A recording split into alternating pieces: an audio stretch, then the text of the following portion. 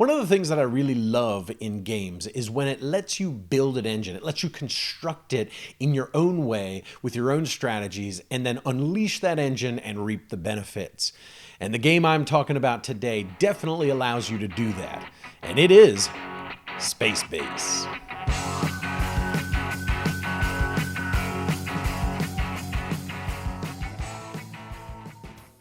In Space Base, players take the roles of commodores of a fleet of ships attempting to spread their influence across the galaxy.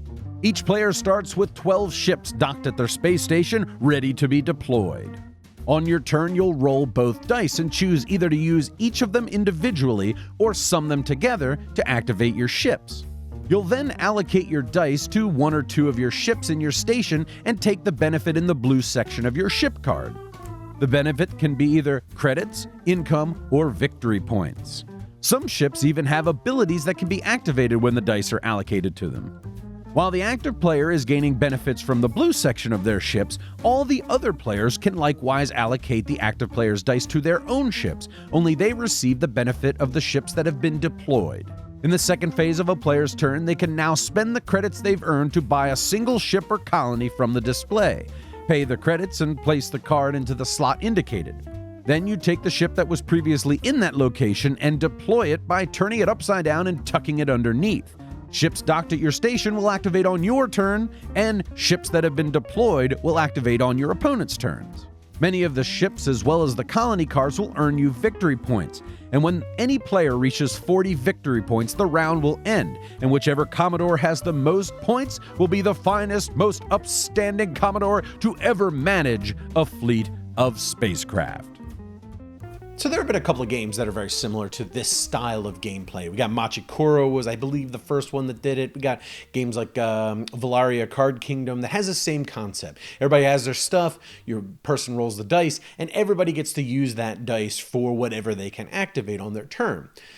I believe that this one, Space Base, has done the best job of putting together a game that just feels right. Everything kind of clicks together just right for me. And here's my main reason that I like this one so much. Now, you know, in many of these games, you roll 2 dice. And the odds are that 7s are going to come up when you add them together. There's a curve, right? And 6, 7s, and 8s are going to come up more often. And you're never, ever going to get 12s and 1s, very, very infrequently. And often, the things that will activate on the 12s and 1s are very, very powerful because they won't happen very often. So there is kind of a strategy of kind of building towards the middle. Well, this one has innovated on that concept and allows you to pick either one of the dice or sum them together. And that changes the odds of the game, because that way the 1s through 6s are going to come up a little more often than they normally would if you would add them together. And it allows you to do 2 of them. So this builds in more strategies to the game. You can go heavy in the middle, 7s, and hope you get a lot of 7s and 8s and 6s and build all that up really good and get a bunch of stuff on it. Or you can start building the low end. So you can try to get the same amount or more with multiple ships activating at a time. Really, really well done. I think that just adds so much to the game. And as I was mentioning about curves with dice, I think this game has an interesting curve in how it plays over time. In the beginning of the game, everybody has all their ships down the line and nothing's deployed. Deploying is when you replace it and you tuck it underneath. And deployed ships are the ones that are going to activate on another player's turn. So at the very beginning of the game, you have nothing to activate on another player's turn. And when you start buying things, slowly you start to get more and more up there. So early in the game, the stuff that you've put into your space station is going to reap you the most benefits. As the game progresses, it gets more and more likely that you're going to generate massive amounts of stuff on opponents' turns as opposed to your own. So this game ramps up like no game I've ever seen. I mean, I'm telling you, the first time we played, it was the most crazy one. It was I don't know, maybe an hour into the game, everybody had 6, 7, 8, 10 points, and you need 40 to actually end the game. And we were like, wow, this game's going on forever. And then all of a sudden, in the span of 10 minutes, everybody was climbing up and nearly hitting 40 points. It was like, bam, all of a sudden.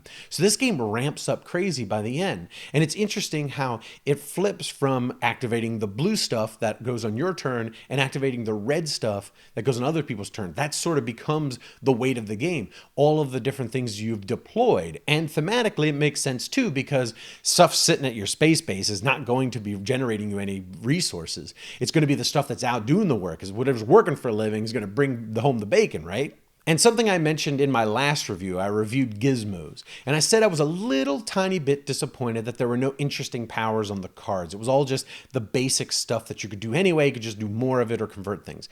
In this one, they have cards with powers, and I think this makes the game great. You can just work really hard to pick out the coolest powers and have them activate regularly. I really like that. I like the arrows that point in both directions. That allows you to activate something to the left or to the right, which is cool because you can do some really cool setups. I like the ones that allow you to charge. There's spaces where you, when they activate, you put a charge on them. And then anytime you want, without having to activate them, you just pull off the cube and it activates then. That gives so much variety to the kinds of engines that you can build. And going back to that concept of the different strategies that you can employ, whether you go low numbers or you go middle of the road that are going to come up all the time, or you go really heavy on the end with the 12s. I mentioned that 12s and 1s in many of these games are really powerful because they don't come up very often. Well, that's the same in this one for the 10s, 11s, and 12s roughly. They're always really, really powerful. Well, what's so neat is there's some of these ships allow you, when they come up, to swap different locations of ships. So you can swap your 12 and your 1. So that way, when your 1 starts coming up more often, you start generating like crazy with these really powerful ships that are meant for the 12 slot.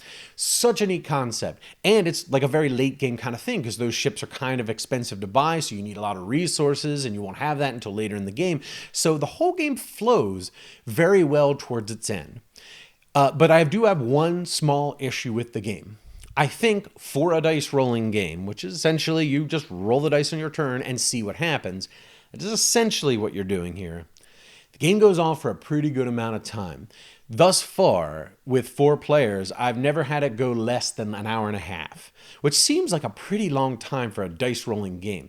Now, granted, there's a lot of stuff in this game where you're putting together a really neat engine. You're trying to pick which powers you want. There's a lot of powers out on the display board in the beginning, just a ton of them. So you're going to be reading a lot of them. And every time a new one comes out, everybody's reading it and figuring out how it can fit into their strategy. So there's a lot of sort of working out how your engine's going to work. And that's where a lot of the time comes.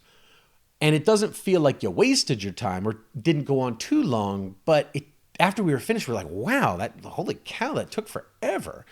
But I will say this, as devil's advocate to that statement, you don't want the game to be too fast, because then you don't feel like you had time to actually build your engine. This game gives you plenty of time to really work out what's best for your engine. And like, if you see you made some mistakes, it gives you time to replace them with other things to sort of fix that engine.